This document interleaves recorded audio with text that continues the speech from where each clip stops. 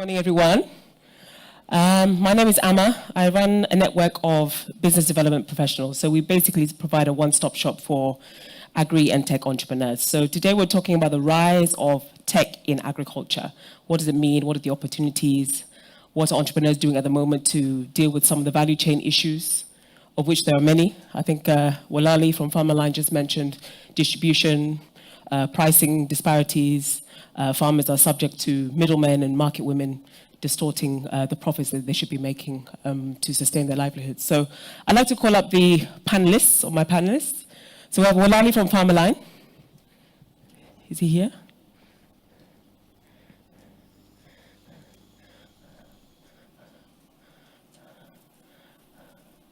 Worlali, are you here? He's not around, he just left.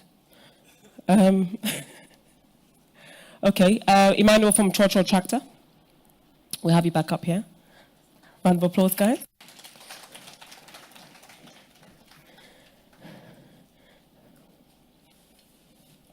Have a seat. Okay. And finally, we have Kafui from RentAFarm.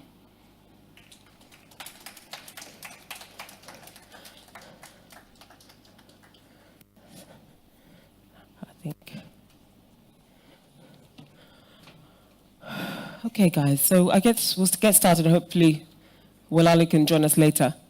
So we'll start with a brief intro of where you are in the value chain. I know you've just been up, so everyone knows about what you do, Emmanuel, but let's start with more specific information about what you're looking to do with Trotro Tractor now and beyond. Thank you, Amma, and it's a privilege to be here. We're looking to go global, especially the sub-Saharan Africa, with Trotro Tractor. This is because the problem we face in Ghana is not only Ghana, it's across the sub-Saharan Africa. And there's only way we can improve the life of our farmers and even ultimately Africa is through mechanized agriculture. It saddened my heart to know that the onions that we are eating is being imported from Netherlands. Carrots that we are having every day, it's coming from Belgium. If we continue this trend, no wonder our city will be dancing as Zonto to the dollar. So that is the way to go. Thank you. Kafui? Yes, thank you very much. It's a pleasure to be here. Thanks to the organizers of this program. What I want to say about the question that you just asked is, look, when we are all seated here, somebody just asked a question. Did we eat today? You will know that without food, we cannot move. We cannot survive. Living things survive on food. And so agriculture should be one of the most important things that we should all look at when it comes to support, because without survival, we are not able to thrive as human beings. So at RentAFarm.gh.com, what we do is that we want to make it easy for farmers or people who want to go into agriculture to assess their soil mates, that is the land. You know, in Ghana, there are so many issues surrounding land acquisition. And so we are making it easy for people who have the land to come and list it on our online market. And then people who want to have those lands to farm, to assess those farmlands. And so that is what we do at RentAFarm.gh.com. And we are taking this product. First, we started a pilot in the Shell Sudoku district of the Greater Accra region. And we want to take it into all the parts of Ghana so that if you want to start a farm, you can just go online, apply for your land, contact the owner, and then you go and then start farming, thereby reducing the risks that is associated with farmland acquisition. Thank you. Great. So where do you see the opportunities in the sector for technology to intervene? We have, people talking about drones delivering to the marketplace, to consumers. You guys have both chosen to kind of participate earlier on in the value chain in terms of improving productivity and improving access to land that is secure and safe for farmers to then go on to do commercial farming. But where do you see the opportunities in the value chain making the most impact on farmers and consumers in terms of food safety, pricing, and quality? Yes, to answer that question, look, when we say ICT, one of the most exciting definitions that I got studying my course in the university is that ICT is a vehicle. Now, what do we use a vehicle for? A vehicle carries people, it transports people from one location to another. And so, if ICT is a vehicle, what does ICT transport? ICT transports information from one unit to another. So from one business entity to another business entity. Now, we reckon that information is the lifeblood of every organization. And so, agriculture cannot survive also without information. Show me an organization that is thriving without information. So what are the opportunities in the agriculture sector? There are a lot of exciting opportunities. Look at it this way. Agriculture is one of the sectors that has so many bunch of keys. Because there are so many doors of opportunities for such keys to open. Why do I say so? Now, if you look at the value chain of agriculture, starting from land, you move to labor, you move to water, you move to technology. Now, if you want to see the exciting opportunities in agriculture, you have to look at the value chain. That is the key strategy, and as well as every industry. If you want to build an AgriTech product or a tech product for any industry, look at the value chain. So now, if you look at land, you begin to ask yourself, what are the challenges surrounding land that I can use technology to solve? We can begin to give a lot of examples, but the way to build a product to drive any particular industry, agriculture not an exception, is to look at the value chain. So now, some of the examples, you want to help farmers to plan what to sow and at the time to sow that particular, how do you call it, that particular, the time to plant. So how does technology come in? How can I use technology to solve it? You want farmers to get timely access to information, market information about their produce, so that they can be able to sell their produce at a good price. So the likes of AgroCenter came out with a commodity exchange platform. So there are a lot of exciting opportunities. But when you look at the value chain, you'll be able to tell those opportunities that are in the sector. Okay. Let me pause here for. So you start with the problems and then come up with the solutions and build a business from there. How about you, Emmanuel? What do you think are the most important opportunities that should be tackled by entrepreneurs? It's cut across from farm or from farm to fork or from farm to table. Why do I say so? Because for technology, you can sit here and trigger an alarm or trigger a start for irrigation on my farm in Gomo and Porter. So I don't need to physically be there to make sure that I have my land irrigated. That is on the step. Beginning, you also have the opportunity to be able to use machines like Trotro tractor to effectively plow your land, prepare your land, do sowing, planting, and all this way up to harvesting. So technology plays a role in that. And you look at those chains right up to processing. For how long have we been doing cocoa? With a little bit of technology and more technology, guys' mind being tuned into this, we will not be exporting cocoa raw as we've been doing. And I mean, look at the the value of cocoa or the chocolate products on the market globally, how much of that percentage do we get? It is all because we've not fused in enough tech in what we do as a country. To date, we have glut on the system. Recently sold tomatoes for a basket of tomatoes just about that size for about 60 cedis. Now that same tomatoes will be sold for 200 cedis in the next couple of months because it's in the dry season and we are not having enough. So with technology, we can preserve this.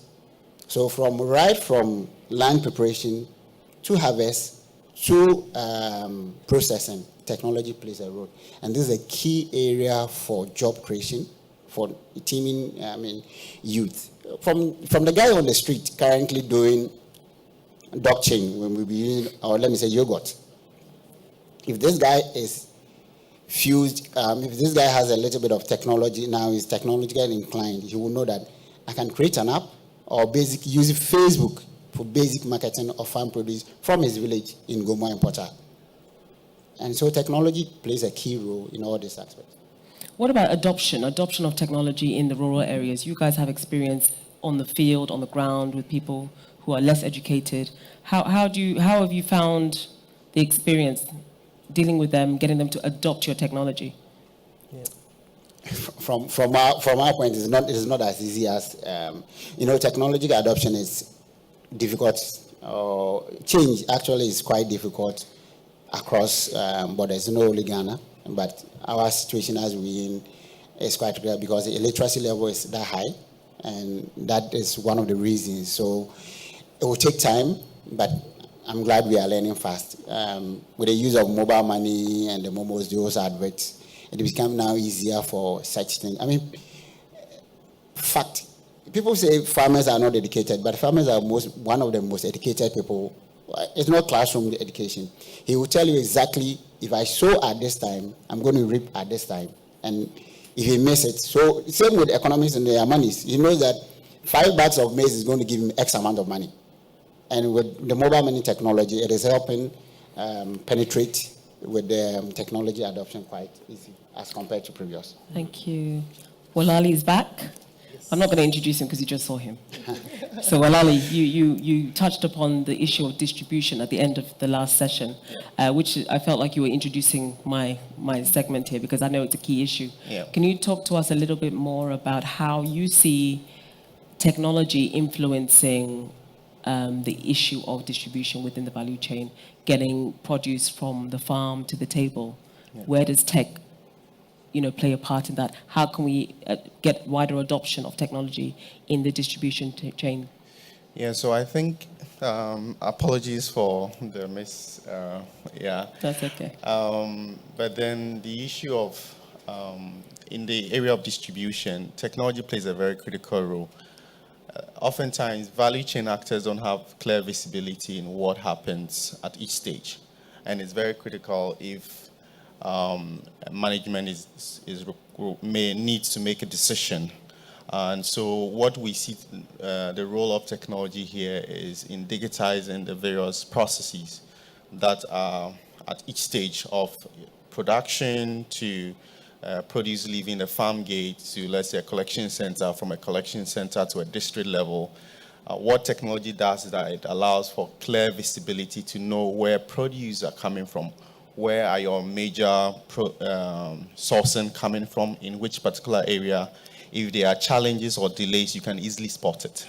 And what technology allows you to do is to actually see this and even be able to forecast per hand. And at Farmerline, we specialize in building these technologies to help agribusinesses be able to track and trace their produce from the farm gate to, let's say, shipping them or to their warehouses. And this is really, really important. If you have, let's say, 1,000 farmers and you want to know where you source most of your maize from, or there's a defect, let's say an issue of aflatoxin or whatnot, how do you know from which batch is that coming from? It becomes a very critical, point.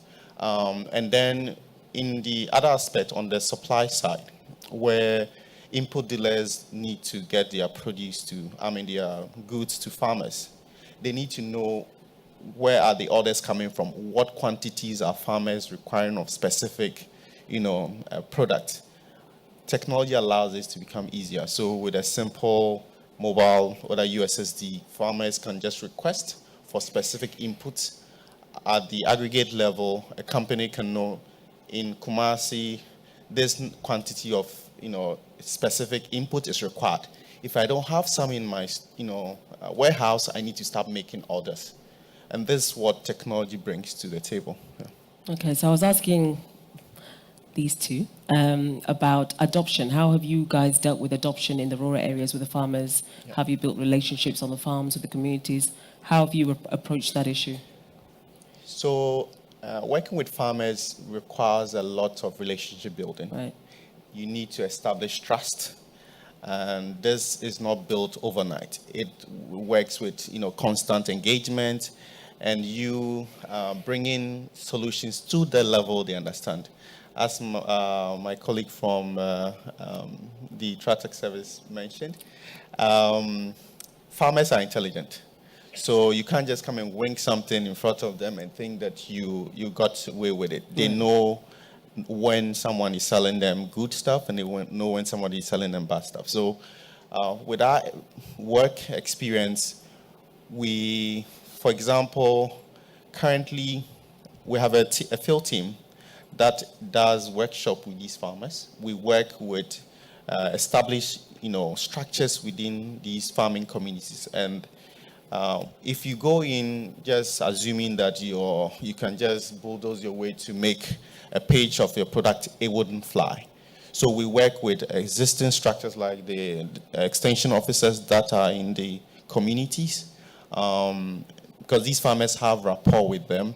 Gradually, we're able to establish how our technology helps them, and they actually feel either through demo or trials for them to experience it. And when they see the value, they themselves want to subscribe for it.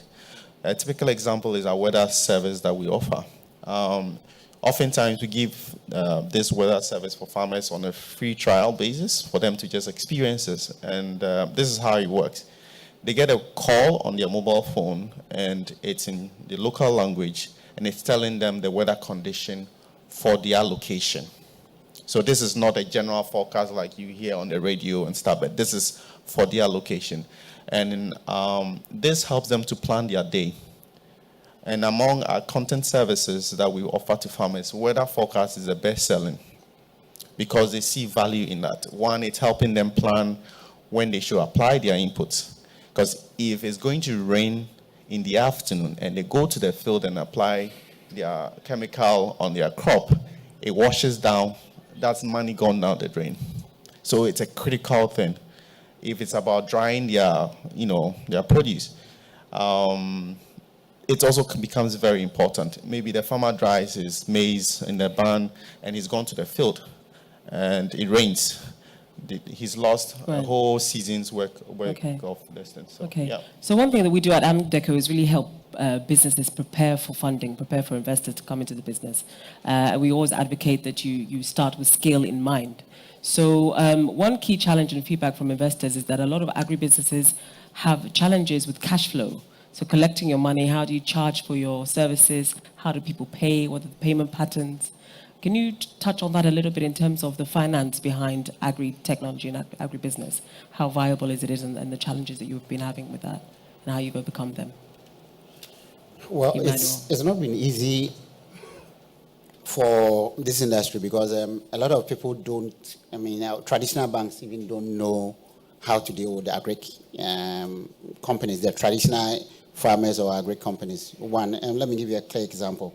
You're loaning or you're giving a facility to a pineapple farmer, and you were expecting payment by the next 3 months or 2 months or 6 months. It won't fly. Reason being that pineapple is a production period of about 13 to 14 months. Right. So the average time you can make even payment, because it would have to be harvested, supplied. If you're supplying to an organization, it's giving you about 30-day credit. 30-day credit. So the least that you should be looking about is 18 months from repayment. Right. But they don't do it. Most especially the tech, those in the tech, it's new to them. So, I mean, what have you guys got to do with technology and agric? Like what Farmerline just said, I mean, they've gone through a series of validation to get to where they are. People don't understand the whole agric sector and agribusiness, so that is what is making funding quite difficult. So in this case, we need more grants or soft loans for startups, especially in the agric space, and that is one of the easiest way we can penetrate and make some progress. I think that we need to have a special form of funding for agriculture companies, because what happens in the agriculture sector, like Ima just spoke about, is that if you look at, for example, animal production, if you are going to raise a cow until it is ready for you to sell and make some money, you see that it takes a lot of time. If you are going to plant tree crops, it takes time for them to bear fruit for you to sell, to make money. And so if we don't have a special form of funding for agriculture companies, it will be difficult for them to try. And so I think we need to make a motion for a special form of funding for agriculture companies. Now, when you come to AgriTech companies, technology adoption, as we just spoke about, is quite slow, especially in the rural setup, because of the internet penetration levels. It's just a little about 5%. But you see, in Ghana, most of the majority of the population terminated, about 70% of the population terminated their education at the junior high school level, according to the 2010 population PAC. And so, but that should tell us that majority has had a form of education.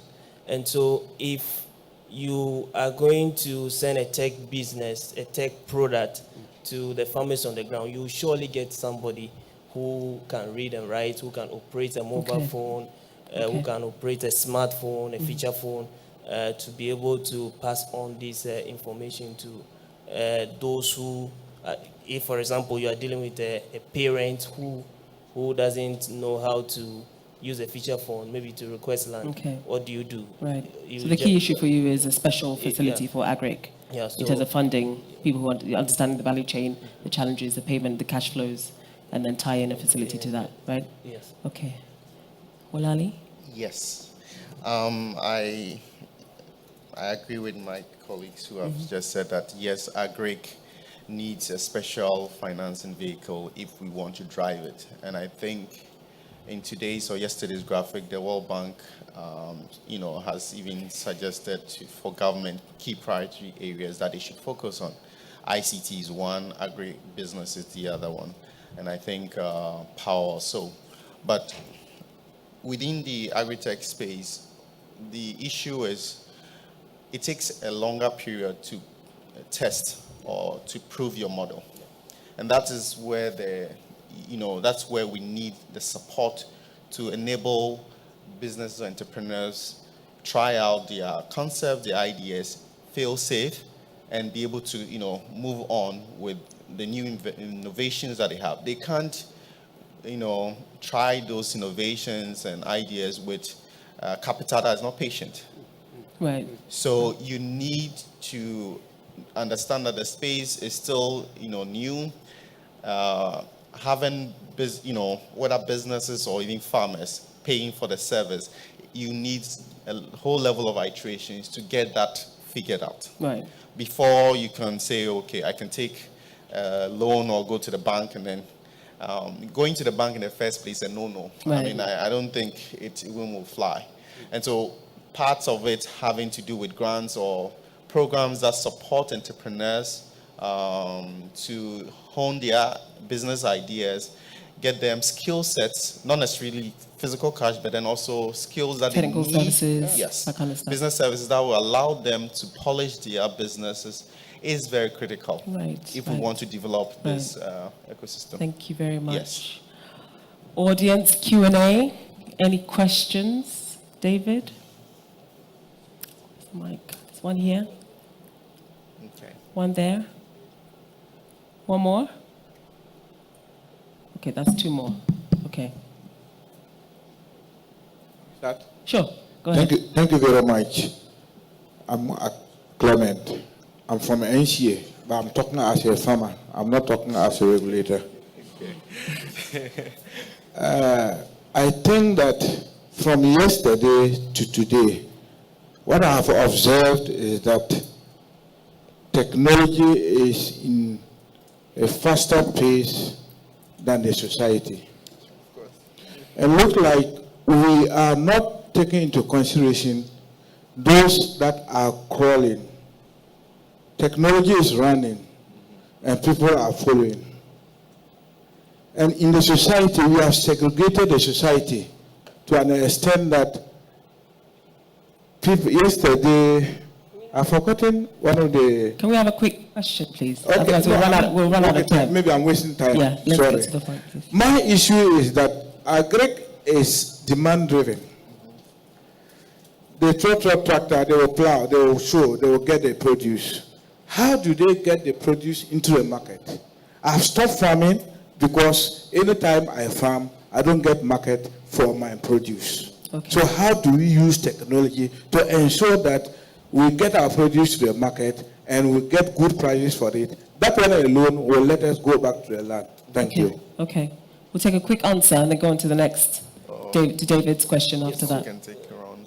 So how do we make sure that we get a market for our farm produce? Like you in a way answered your question. Production approach to farming is the best way. You get an assured market and then you produce to feed that market. So by the time the crop or the animals or whatever you have produced on the farm is ready, it is sold. So production approach is the best approach. However, if you don't know how, if you don't go that way, there are also platforms that you can go and then say that, oh, I have so and so, I have maybe 3 acres of cassava I want to sell, and then we'll connect you to a buyer. Okay, there are a lot of platforms. On RentAFarm.gh.com, for example, there is if you go to support services, you go to sell produce, you can give us an indication of the produce you have, and then we will link you up with a buyer who will come and pick those produce. And there are quite a few existing platforms. AgriCenter, I think Farmerline, you do something similar, right? Yes, so in our case, we sort of match farmers to buyers right. on a very distant. Yeah. And this is specific to the fish market that we've been very active on. Yeah. Okay. David's question? Oh, sorry. We'll take you because you have the microphone. Thank you very much. My name is Kareem. I'm from Aglon IT and Aerodata.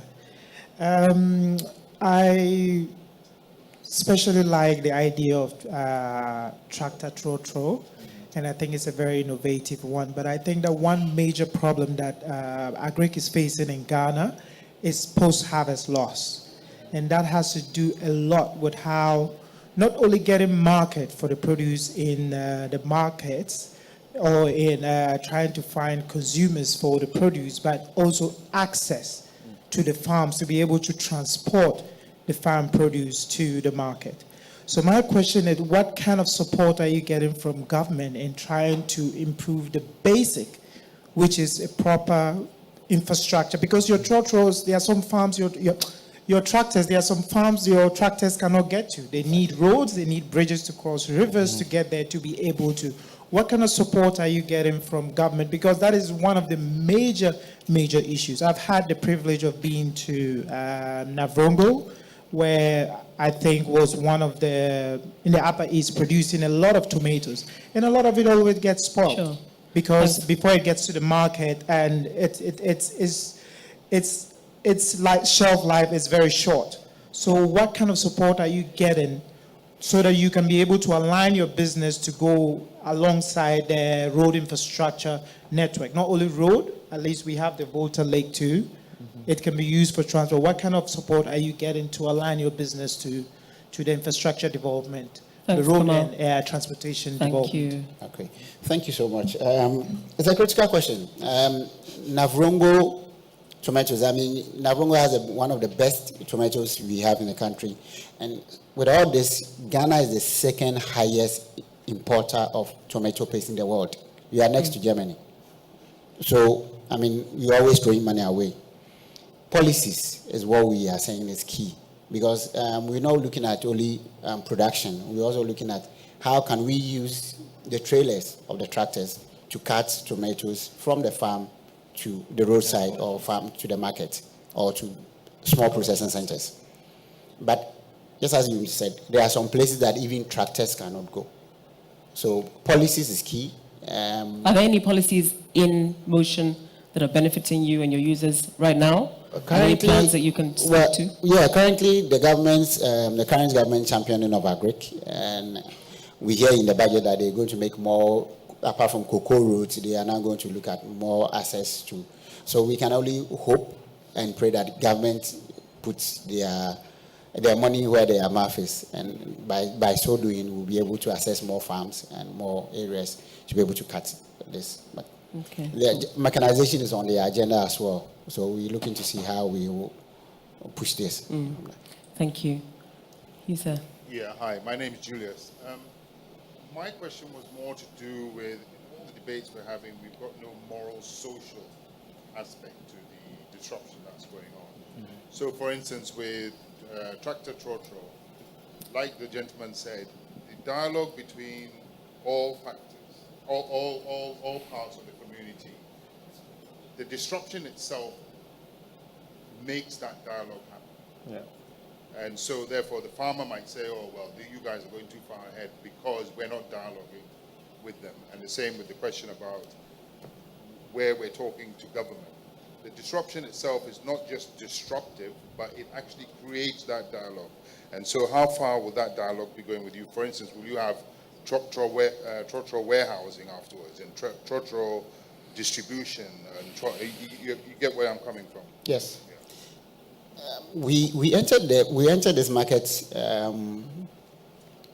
with a very broad areas, looking at the whole value chain, and with the warehouses and all. But it all begins. You need to learn to crawl before you can walk, then to ultimately run. So we're looking at that angle. But we are very much in touch with farmers. We go to farmers, we speak, most farmer-based organizations are where we actually seek advice from. How would you do? When do we do it? And so we are in touch with it. And the social value we are adding, more of a social enterprise, because currently on the market, an average acre is plowed at between 140 and 150 Ghana cedis. But if you go on our platform, we are doing 90 cedis. We are not even getting subsidies, but this is what we aim to do. Now, gradually, when they adopt, and as they see that there's more improved, there's improved yield, so there's more time for themselves. Now they can be able to pay for the right amount. So, Okay. a bit more grants and things is needed for this things to happen. I know Farmerline, you guys have diversified quite a bit from where you started from. Yes. You pivoted, you've moved, you've added yeah. layers to the service. True. So, I would say that, and it all boils down to the fact that you need to co-create these services with your farm or with your beneficiaries.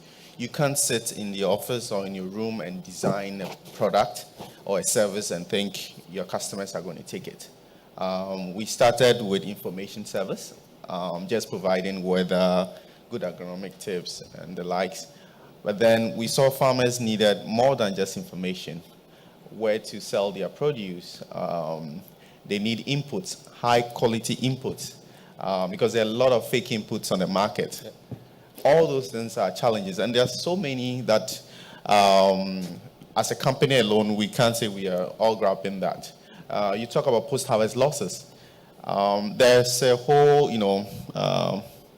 it's a whole business enterprise on, for a lot more entrepreneurs who can actually add, value to what farmers produce just by repackaging them and then delivering it to customers who place orders on their platform.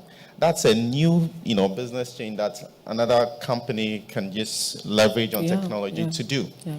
So I think if you want to develop something, you need to co-create it, and that's how we've been improving on the services. And if you fail to innovate as a business, you'd also be out of the industry. One more question, David. I know you've been waiting. We're out of time, so can we beg for 2 more minutes? Yeah, I have my. Yeah, I'll just keep it quick. So my question is on climate change and how, as technology companies working in the agri space, that impacts how you do business, and then sort of a second part to that is the government is doing a lot, and a lot of our budget, national budget, is basically attributed to agriculture and trying to grow the agri industry. As technology companies, do you see that it would be useful if the government, for example, provided some of the services that you're providing in terms of weather and other sort of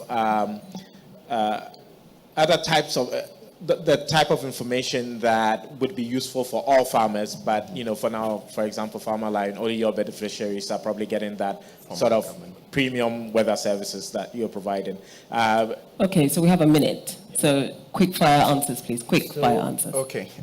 So in the age of climate change, global warming, how are we as technology companies helping farmers? So as a company, beyond just using the information that we have available, we also partner with global companies. So we're partnering with satellite companies that we're working together to develop climate smart solutions that would help mitigate, because there's very little you can do within that scope. You can only help mitigate farmers against those risks that climate change presents. And so we are doing things around using drones, satellites, to provide microinsurance products to farmers, be able to alert them on specific, for example, around pest and disease outbreak. So then farmers are sort of in the known before these things happen. So that is what we as a company doing.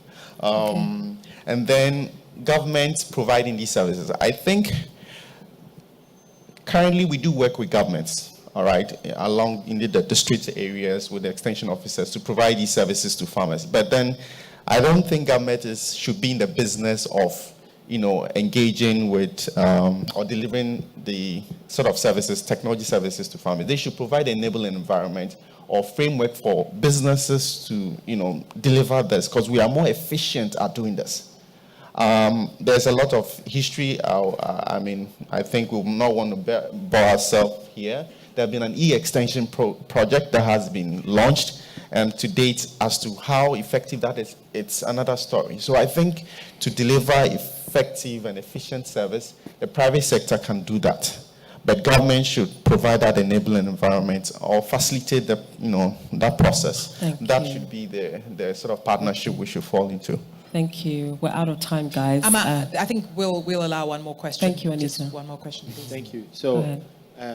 is mechanization really having tractors across? Is that all we take to mechanize our agriculture in our country?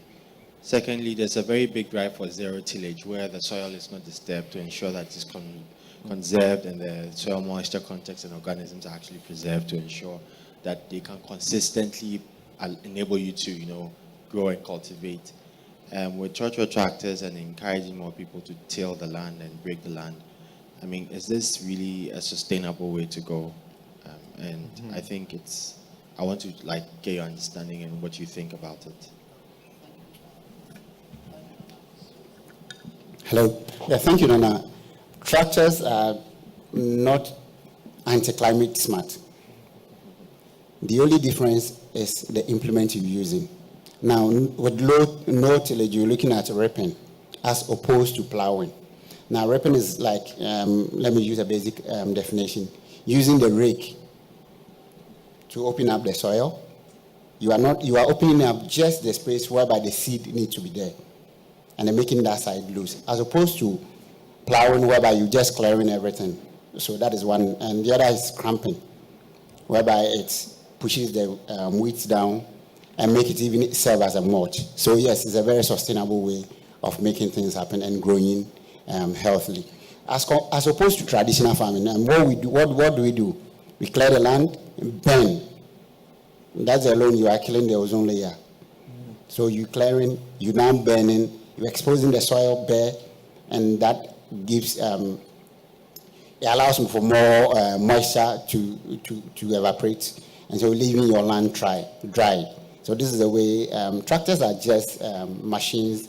This is the implement that matters, and that is what we are pushing to. Currently, what they know more is plowing, and it's about giving them the right education on the implements to use and how to use them. Climate smart agriculture. Thank you. We are talking about climate smart actions, and one of the things that we do at RentAFarm is that when we are allocating land to a renter, we make it part of the rent agreement for the renter to improve biodiversity by not plowing just the whole land. You leave some spaces in between so that just to improve biodiversity. So that is one of the things that we are doing to just encourage farmers not to degrade the environment and, Okay. Thank you so much. So I think in a nutshell, we have a few takeaways. Senyo, you've had your... You look like you want to say something. Okay, so I think agribusiness has future. We're talking about a lot of graduate unemployment. There are a lot of opportunities. As we identify the challenges, these are opportunities that graduates can take up. If they don't necessarily need to be trained, but then forming good partnerships, they can solve the problem we're having. Very simple solutions. We have a growing middle class that have money, disposable income to spend. Just identify what niche is good for them and then just provide, and there's opportunity to make money. Yeah. So understand the value chain, understand the problems, build solutions, plan your businesses. Agribusiness is estimated to be worth $1 trillion by 2030. $1 trillion by 2030. So it's an opportunity for everyone to start more businesses, understand what solutions you're providing, and take a piece of that pie. So thank you very much. Senyo, Kafui, Emmanuel. Thank you.